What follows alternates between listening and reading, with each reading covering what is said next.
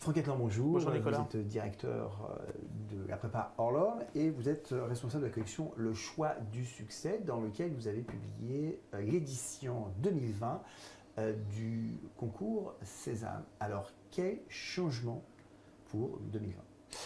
Alors, il faut savoir que cet ouvrage s'imposait dans la mesure où le concours Sésame a modifié de fond en comble une épreuve emblématique du concours Sésame qui était l'épreuve de synthèse, d'analyse synthèse, qui s'appelle désormais analyse documentaire et connaissance des enjeux contemporains. C'est tout un programme et on est passé sous format QCM, donc c'est une grosse nouveauté. C'est la première fois qu'en France vous avez une synthèse qui est faite de façon, sous format QCM.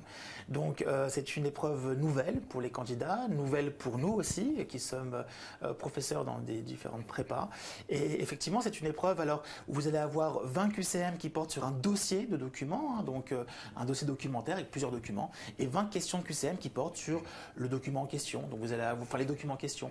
Donc des questions notamment de repérage, des questions de titrage. On va titrer certaines choses, on va apporter également des résumés, on va également avoir des QCM où on va poser des questions un peu plus de fond sur la compréhension des textes.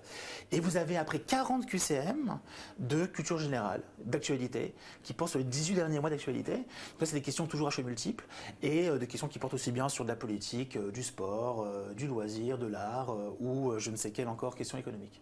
Alors, il y a une question qui se pose cette année avec l'entrée du concours dans Parcoursup, c'est que finalement, ça change un peu le paradigme, c'est qu'il y a cette question du dossier scolaire.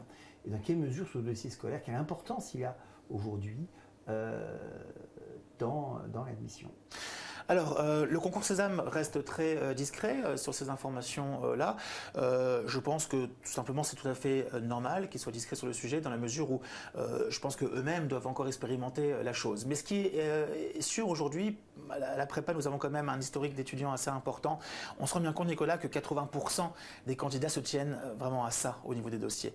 Je veux dire, et surtout que vous savez qu'un étudiant qui vient d'un lycée parisien très huppé ou bordelais très huppé, et quelqu'un qui vient d'un lycée beaucoup moins que vaut un 15 là et un 15 ici. Je veux dire, à un moment donné, vous ne pouvez pas non plus comparer aussi facilement les notes. Par contre, ce qui est sûr, c'est qu'on voit bien qu'ils se tiennent tous entre 11 et 13 de moyenne.